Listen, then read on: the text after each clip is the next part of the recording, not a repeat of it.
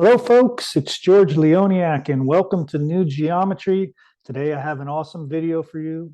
It's going to be all about Robert Edward Grant's Da Vinci construction box method for creating perfect polygons, the 7, 9, 11, and 13, the impossible polygons.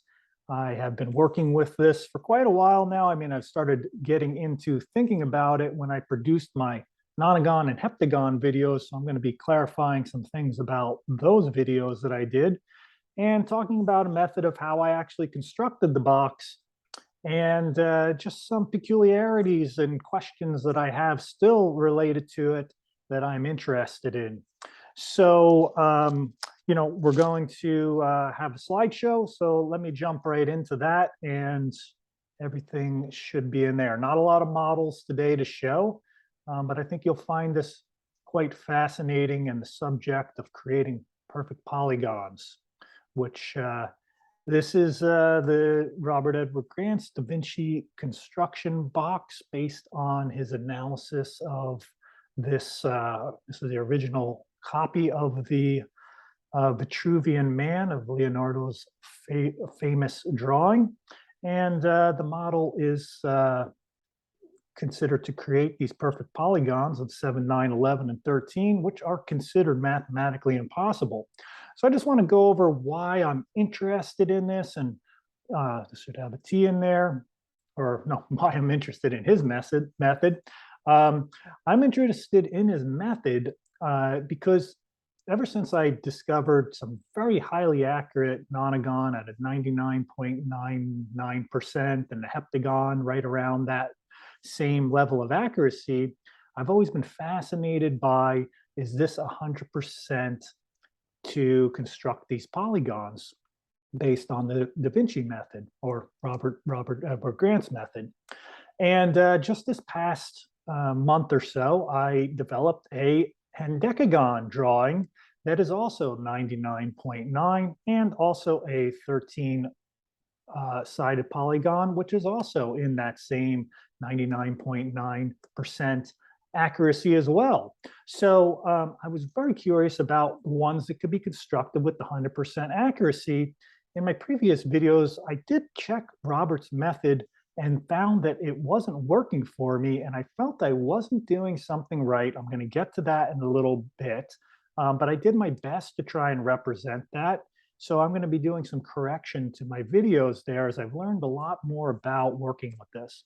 But here are some of my constructions of just the fun that I've been having with this Hendecagon drawing, the 11-pointed star and the polygons, and fusing it with pentagons and hexagons and coloring that one in. And I have a few different methods of how to do this. I even can square the circle amazingly within this. The outer circle is of this hendecagram, fits almost perfectly within the circumference of the circle that would have equal circumference to perimeter of that square. So I tested this one out in Geogebra, and my target angle is going for 147.27. And so the 11-sided polygon, based on the method that I constructed, which actually is based on phi ratio down in this area, it's related to my previous video. Just so everybody knows, I have 3 videos that just came out too. This is my birthday bonanza week. This is my birthday was the first video, and I had 2 other videos, this one being the third. The one in the middle was a drawing video. So all 3 of those are right in a row. Just thought that'd be an aside. This one is honoring my dad's birthday. So this one is for him. So anyway, back to this. I tested this one out into the Geogebra, and I was so happy with the results of 147.25, 147.30, 3030, 25, and then it gets pinched down at the top because I came up from either end to meet at the middle for the 147.2. I was very happy with this. So also, in a few days later, also constructed a model of, based on the drawing I did in this previous video before this, for my mom's birthday. It was about this butterfly phi ratio edge division length here that created the possibility by taking this segment length. It's all in the diagram. You can try this out in that previous video. Just take this measurement right here and start to step your way around. I know the stepping method is challenging sometimes, but this one created 152.35972, and the target was 152.30. So another one, very, very closely. Here's my hand drawn of that. So anyway, I have a real fascination with sacred geometry in general. So ultimately, that is the answer to this question. Why am I interested in his method? Because anything that has to do with sacred geometry or any type of geometry, whether you call it sacred or not, I want to know about it. And his method is, saying that he's got 100% accuracy and method that does these perfectly. So I want to learn how to do that. I've been trying to figure out how to study this model ever since the Nonagon videos, and I found out that his method existed, and it not only did the Nonagon, it did 3 others. So in the Nonagon video, what I did is I tried to make the construction box off of the only known point that I could figure out how to get one square of this size within this square of the other. And after so many attempts of trying to figure that out, I said it must be at this little intersection where the circle crosses, this line comes down and this line comes over, right there where they meet the circle. That has got to be the setup point to help me orient to creating the box, this other box. It was the only spot that I was able to kind of find a location that was going to give me an opportunity to construct the box. So anyway, when I was going to prepare for this video, which was going to be very different, I was going to compare, like the other videos, 5 methods to do a Hendecagon. The other one I did 7 methods for the heptagon. I did 9 methods for the Nonagon, and compare all these different methods. I didn't have 11 methods for the Hendecagon, but I did have 5. I was going to compare them, but then I went totally into Robert Edward Grant's model to try and figure out exactly what was going on, because this was not the meeting point. So my previous examples of that, so apologies to Robert for maybe misrepresenting or misrepresenting his work in there, because I was not able to construct the model because there were not instructions out there on how to construct the model. I'll show you how I figured out why I had my error there. But anyway, so when I was constructing the Hendecagon based on the technique that I thought would work, what happened is I went around and came up with 147 to create this Hendecagon, 147.030, and it's supposed to be a target angle of 147.2727, and that is just way, way off. And I was like, how could that be? The method's got to be better than that. And the other polygons were coming off inaccurately too. The other were a little closer. So I was like, maybe just the method didn't work, but what is up with this? So anyway, I discovered within here that I had to go into Geogebra and set this edge length to 1 within this square, because that's the edge length of this circle here. So I set this to 1. This is my drawing. This is his drawing. And if that's 1 inch, and I construct that line up through this point to the center of the drawing, that K to L measurement right there should be what he has over here, 56.3465. But I came up with 56.433, and that's a pretty big difference when you're going to construct this polygon. So this was not the center of the diagram because my measurement was not the same as his here. And I thought this was the same point, but on closer inspection, that is not the same point.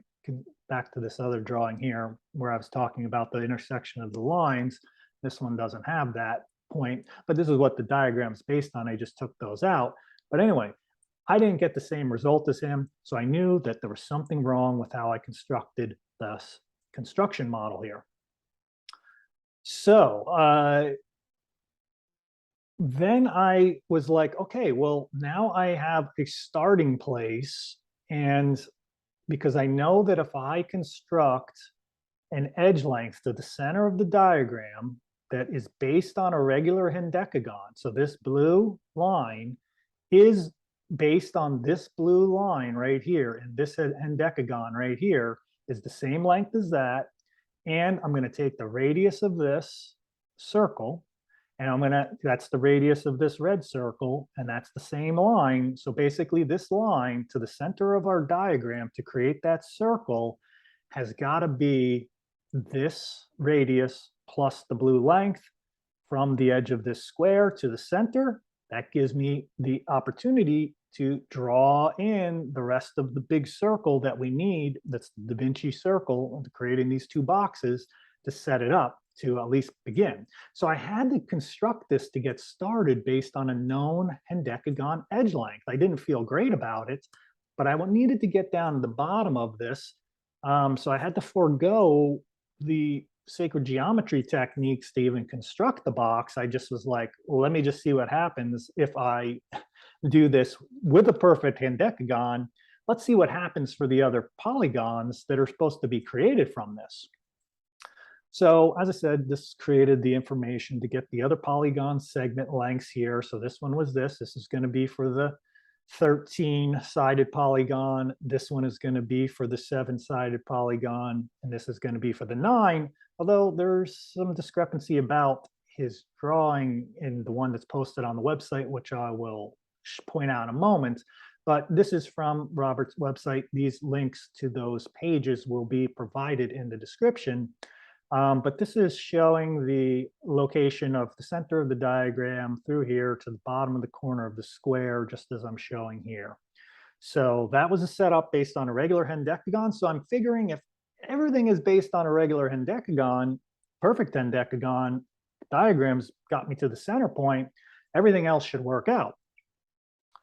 So the results were pretty amazing. I mean, I was blown away. That as I stepped my way around in the program, all the way around, I landed back pretty much right on, for the most part, except for the Tridecagon was a little bit more visually off, but not by much, right back on the starting point. I don't know if this was something to more I messed up with the Tridecagon, because that's got some additional points you got to pick up of how you get this location. So maybe I'm off there again. I'm not sure. I don't know really 100% accurately how to do this, but I do know I started with the regular hendecagon. But all of these, even though they stepped all the way around and visually they would all have equal edge length, and you would never visually be able to tell this point isn't directly on top of them, I can tell with the sensitivity of the program based on the stylus on the iPad of whether a point grabs or not. I use it a lot to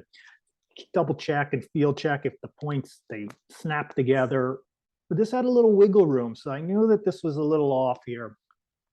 Same thing with this, and of course these measurements are always going to give you an approximation of the angle, because this program always unfortunately rounds up, so it only gives me 1 decimal point. So I always got to go to Geogebra to get a more fine-tuned 15 significant numbers after the decimal point.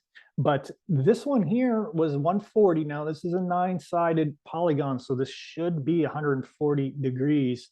Not an approximation or equal, and the little waves there of the little wavy equal sign saying it is approximately equal to 140, but not 100%. So I'm not able to check this in Geogebra because I'm not able to reconstruct it the way Robert granted, because I don't know the setup of the box. But based on what I could tell from constructing it with one of these polygons as perfect, the other ones are slightly off. But this is what I would want to know about in Robert's post, and these are the methods of how what lines you're using. They're the same ones here that I'm showing in this layout here. These are the same sections of what Robert shows in his post for each of these polygons.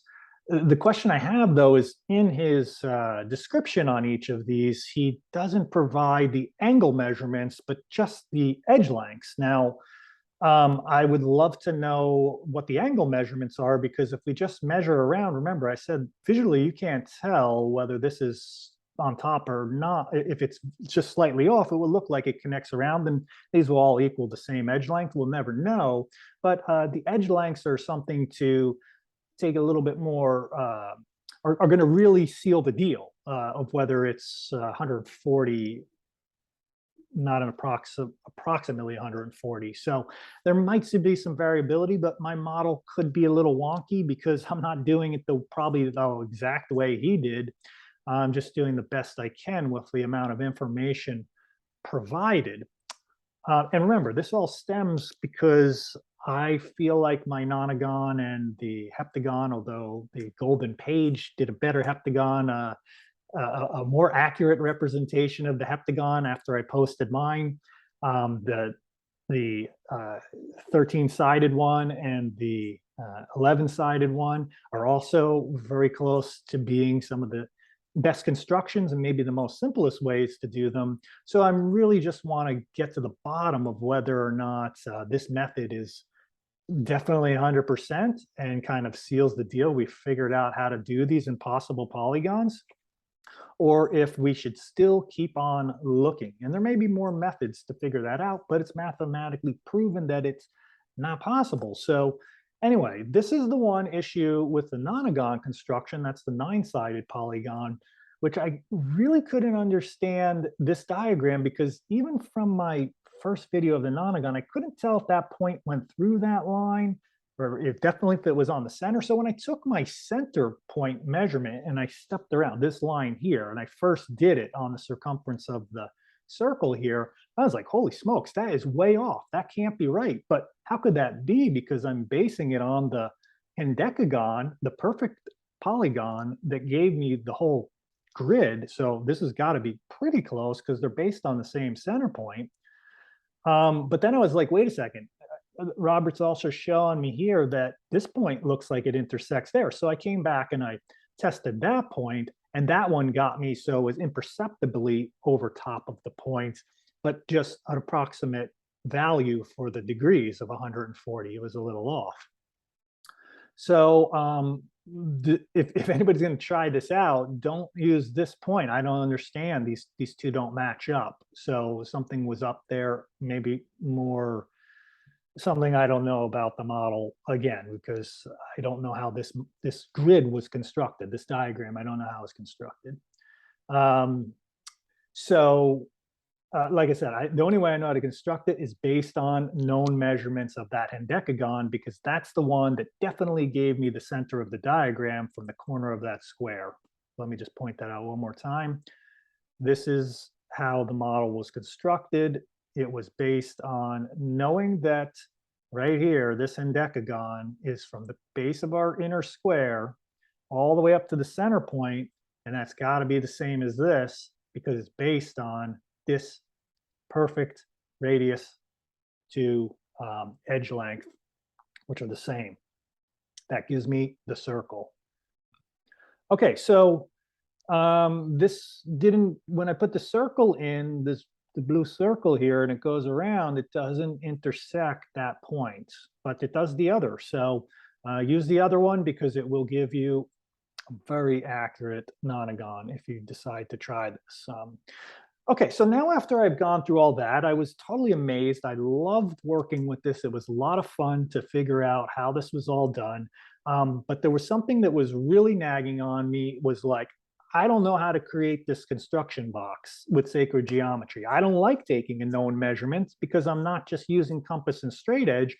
And I really don't think that like Da Vinci's box isn't even really a perfect square. And like it's the drawing, this circle here was actually proven to be made of a few arcs. So it's not even really a perfect circle that goes around. So there, to base it all on the drawing, we've kind of like made it a perfect square and a perfect circle and set it all up. But when we put our own drawings over top of it, maybe the page is warped or whatever, I don't know, you'd have to have it in hand to be 100% accurate. But there are a few things that are a little bit off within just taking it from the drawing. But how did Da Vinci do it? It has been a mystery. Maybe Robert knows how Da Vinci did this, and that's how he got all the accurate measurements or the close measurements to it, or or one-for-one measurements, I'm not sure, but I don't know the technique, and I've researched papers and whatnot, and there's a lot of different methods for how he got that special circle in relationship to that square.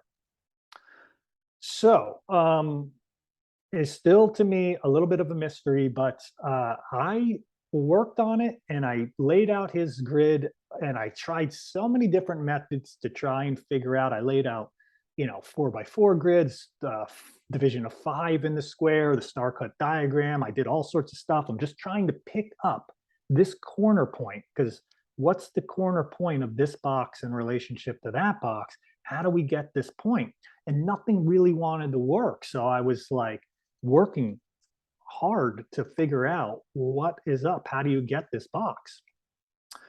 I tried everything, but if you've seen any of my videos, I am such a golden circle advocate for using the golden ratio in the regular templates of creating the square view that I call this, or of course, the pentagon view has got the golden circles, the hexagon view, whatever. I'm always putting in the golden circles, and I waited till the very end to try it out and see what happened. Let me just talk about what I laid out over top of the box. So this would be the large box, and I'm still going to have to try and find the inner box in relationship to this. But if you've seen any of my other videos, I am playing with this view all the time, the square view I call it, and drawing, of course, all these platonic solids. This one, of course, is the rhombic tricontahedron. That is not a platonic solid, but it's got the icosahedrodecahedron within there, and of course it contains all the platonic solids. Doing the star polyhedra from this view, and I do them from all the views, but I love working in this view quite a bit. So I laid out the golden circles, as I call them, over top of the regular way to create a square, which is just regularly these 5 big circles, right? 1, 2, 3, 4, 5, the big ones. And each of these smaller circles going in are in 5 proportion to one another. And it creates really interesting things and all sorts of geometric proportions within here to construct these awesome polyhedra. And I focused a lot on that. So now I'm going to apply that to the Da Vinci square, or Da Vinci square model, or the Da Vinci construction box. And I am going to see if I could pick up and find that smaller square that's inside the large square.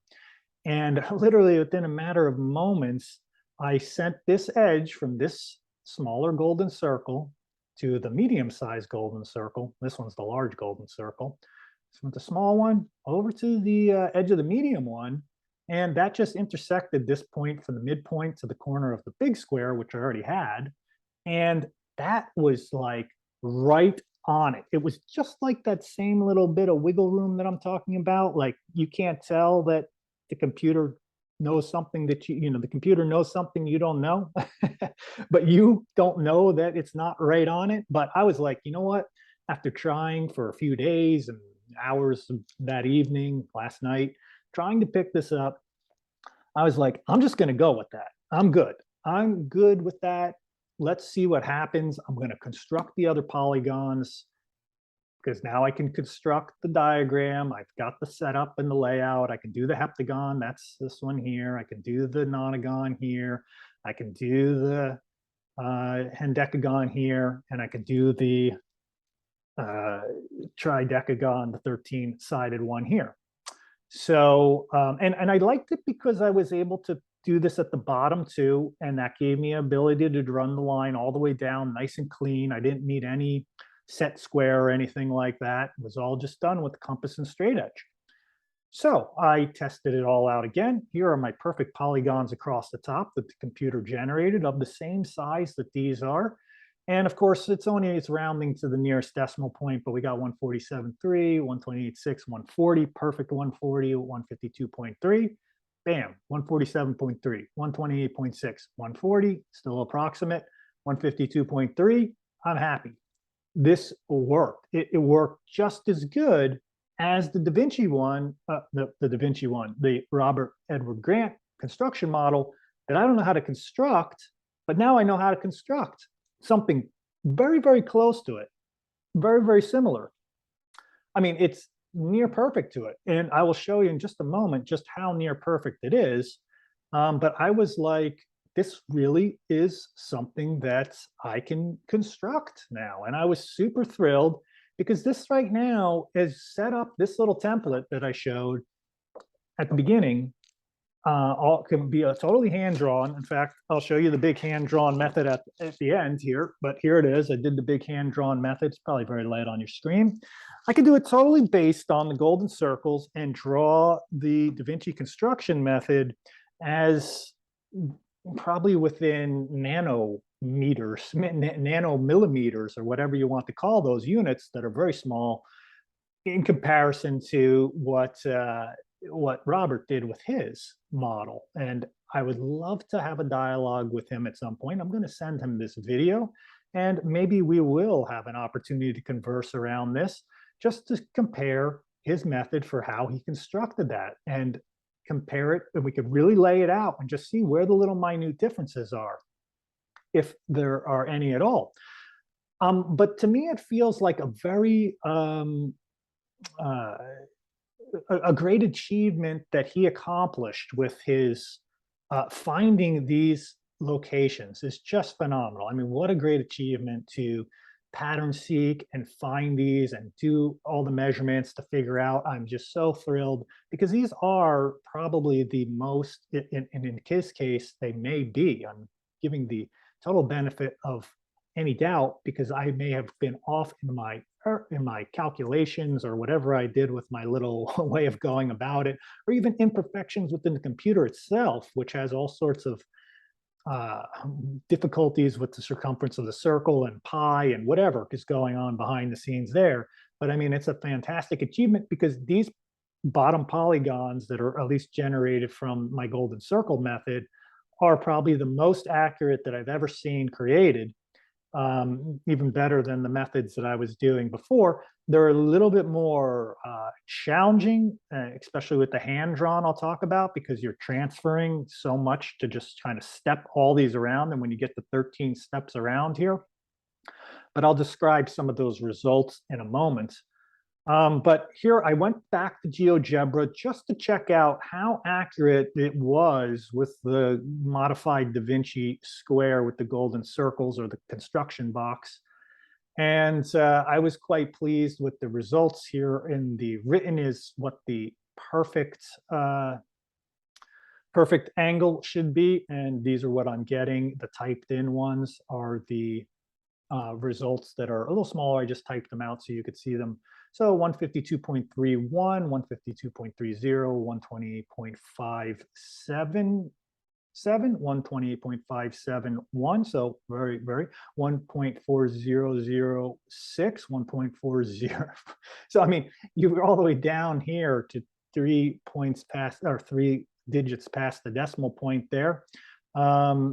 147.282, 147.272. So, I mean, those are just phenomenal, phenomenal amount of accuracy. And like I said, there could be some miscalculation or just setup of the diagram. I don't know how there could be for the other ones that I tested for.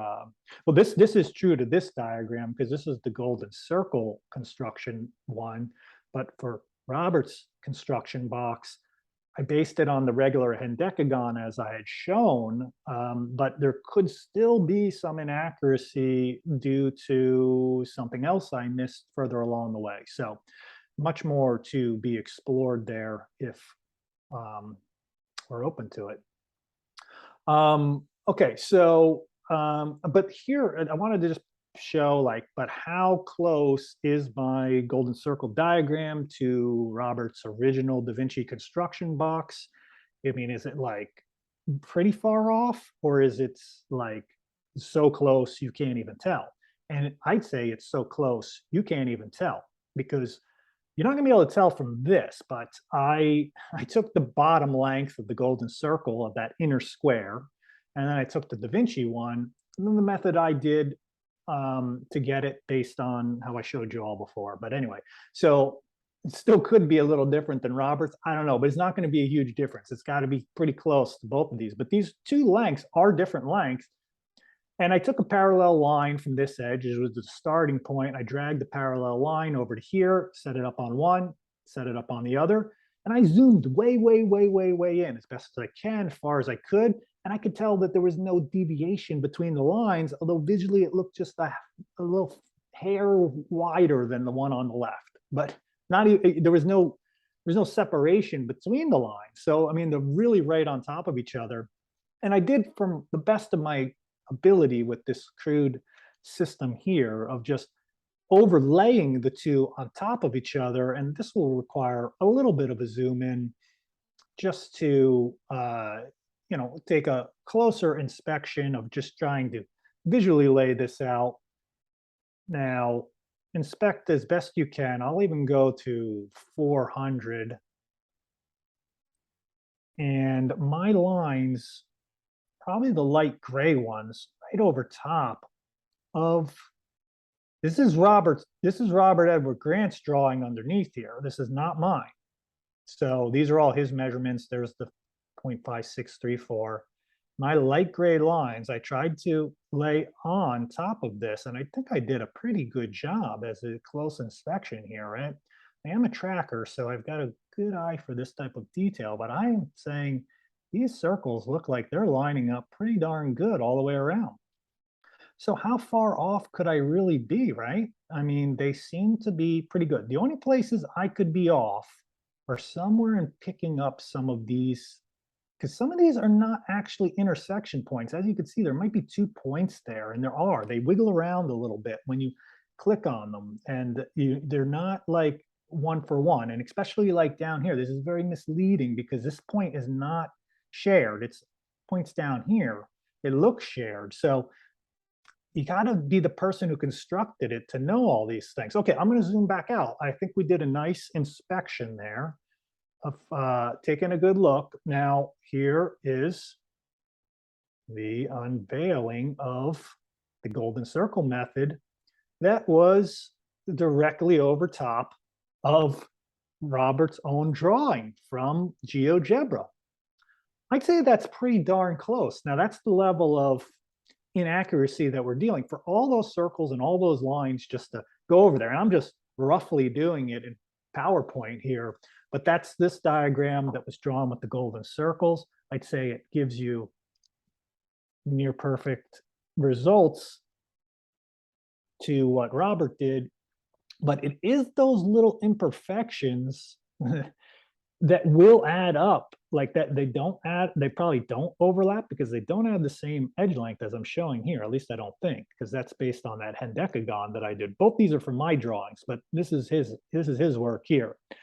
So there could be, like, that's the amount of difference we're off. So that's what I'm saying. They could be perfect. And that's so cool, but this is the best I could do. And I'm thankful that I went on the journey to really dig into it.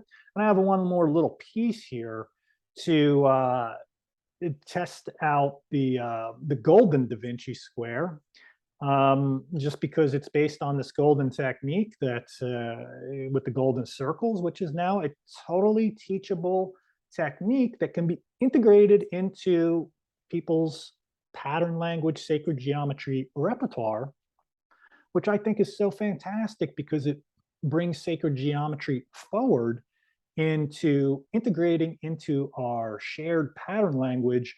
And now this, rather than just being like a printout handout like this, someone can hand draw this from the start and just get the enjoyment and enrichment of seeing all these fantastic connections. And I already found some other little places, like I can create a 17 polygon with the same level of accuracy. I was hunting around and starting to find other ones that were a little bit off here and there, like a 21-sided. That's an impossible one to construct. That was just a hair degree off all the way around. So I think there's more that can be had. And for some reason, this is a very rich diagram for finding those polygons and all the other amazing information that I'm sure it contains as well. So I wanted to do a little study today. This morning, I drew up this as best as I could. I had to embrace all my little imperfections to try to get this to be as accurate as possible. Drew it up, and then I was going to compare it to the computer generated printout And then I drew all the polygons, and then what I mean by here is 2 attempts. So when you go around the first time, you may overshoot the mark a little bit. So then I go back to the drawing that I did, and I'm like, okay, I have to just close it up a little bit. I thought I was good, but if I close it just a little bit, because there's so many little imperfections that are accumulating in this drawing as I go, unfortunately, that they all add up over time. So I mean, I'll show you I'll show you this one in a moment, but so I overshot a little bit. 2 attempts for a Hendecagon, that's great. I don't know what was up with the Nonagon. The first one was really not very good. I went around again. It took 5 attempts, a lot of wiggle room. I'm not sure. I think one of my lines in my drawing might have just been slightly off from the original drawing, which made me have to hunt around. What I should have done is switch to the other side of the drawing because maybe that line would have been better. The Tridecagon took 3 attempts. So, the stepping method is challenging because, I mean, you're just hunting around. You're hoping the best, really, by the time you make it around. But I'd say that's pretty good. Well, I did have to embrace imperfection again because I thought by just using this, I would just go bing and lay it out. But of course, pencil lead and little like, is it cutting through that line? Whatever happens, or you're putting your compass down, just the needle is a little off. For whatever reason, these both nailed it first attempt. And these two are the most accurate, I think, in the drawings anyway. Like they were the most close. The Hendecagon and the heptagon, the Nonagon and the Tridecagon were both a little bit more off, so maybe that has something to do with it. But as I stepped around, it took 2 attempts, just one little modification and another little modification, not major. I mean, we're talking just a smidge little wheel turn, like very little imperceptible wheel turn to just line up that compass. And that was just taken right off of this diagram here. I used this one to draw those. So you're not going to be able to tell looking at either of these, one to the other, because they probably look the same. But you just have to know when working with hand-drawn, you have to try to, you have to do your best to make modifications as you go. All right, I'm going to wrap this video up because I want to revisit the work that I did at the beginning, which got me into this, which was working with this method, which is not a stepping method because you can do this as a stepping method too. But I figured out this grid of all these black lines and intersections right here within this expanded flower of life pattern that provide the locations to create the circle of our Hendecagon, the 11, but I did the mirror of the image on the other side, so I could create a 22-sided polygon by just flipping over the locations, the same locations on the other side, and picking up all the points along the circumference of that circle. And I was really excited about this. The target angle for this was 163.6363. And my program, when I measured it in here, at least I didn't Geogebra this one, was 163.7, which means it rounded up. So this value has got to be from 169 to 165. So somewhere in there, I'm pretty darn close to the target angle for doing a 20-sided, not a Nonagon, 22-sided polygon here. Which would be the two 11-sided Hendecagons together. And then I did some awesome star patterns.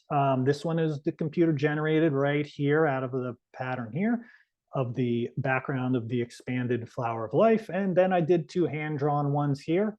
And I like the fixed method because I have such a nice big grid to work with so that I can really just send out those lines. And you don't, these might be off a little bit here and there, but you don't get that kind of let down when you're stepping your compass around and you make it back and then you're like, half an inch over or a quarter of an inch over, an eighth of an inch over, you're like, oh, geez, what do I do? I got to restart it all again. And like, how do you make those adjustments? This just gives you a nice grid work to lay out. And then, you can connect more lines in the same 22 pattern. And, you're doing an advanced spiral graph, basically. But you did it all hand drawn and used sacred geometry to do it. You really had to apply all these skills.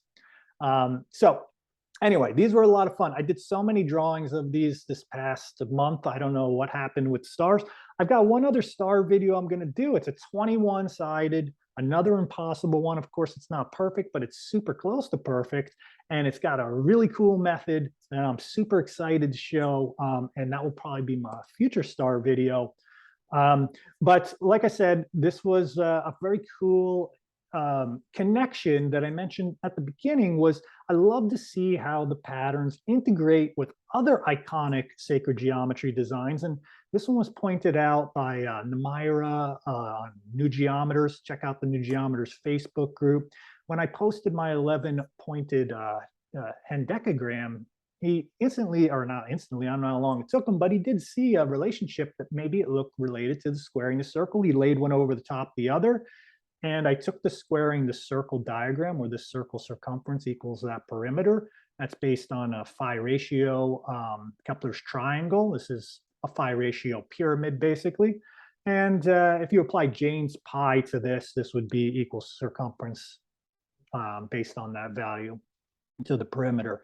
Anyway, whole nother topic and discussion. But when I do the 11-pointed star with the method, it pretty closely comes to the point there. So when I step it up, it fits like it's almost right on. But hey, we're dealing with a lot of little imperfections. I put it in there. It was cool enough and nice enough of a design to include the 11 together with the spirit and matter as one. I don't know. I really love that. And I included like the 4 and 5 polygon, the 6 and 5 polygons in an earlier image that I showed here to kind of bring it all together.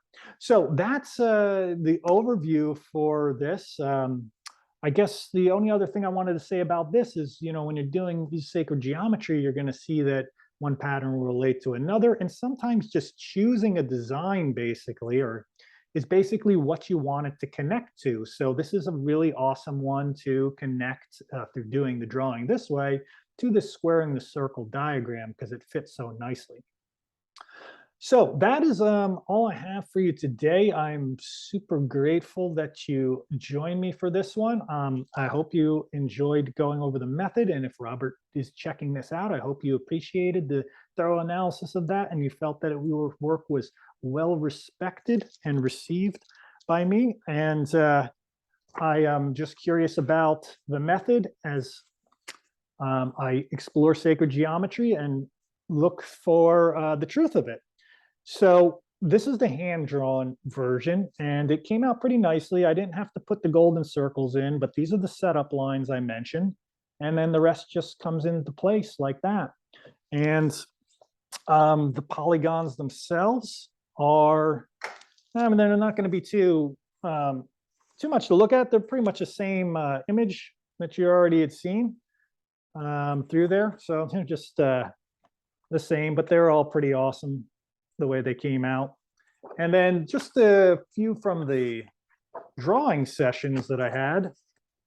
Here's the beautiful colored one I did. This is the one I was mentioning at the end there, of the pentagon in the middle with the hexagon and the 5 and the 6 adding up to the 11. Just a sweet pattern that can come together from all these relationships. Basically what I'm saying are contained in the diagram. So the diagram itself is very interconnected and holistic in terms of seeing how that all works out. These two are perfectly done. Of course, the Hendecagon is just slightly off from that. And let's see. Oh, there's the 21. We're going to do that at some point. And there's a few more in here if we want to show them. The squaring the circle one, that's another one that was in the video too. So just really nice. I did this one with my apprentices recently. just past week. We did the drawing of this, and I have 6 people in the group, and with a step method that we used for that rather than the fixed, everybody got really great results except for maybe one or so that didn't be able to step around and it didn't work out well. So the method there does work very well. Now those were based not on this Da Vinci square method, but I think this has got a lot more application, and I'm looking forward to spending more time with it now that I can draw it with the golden circle. So once again, back to the golden circles. Always have faith in the golden circles that they got my back. They're going to come in. They got my front. They got my up. They got my down. They're everywhere around. They're always the go-to in sacred geometry for me. Open up a lot of other doorways and opportunities to explore a more interconnected, holistic series of relationships. All right, everybody. Thanks so much for joining me. Much love and appreciation. Be well and enjoy your day.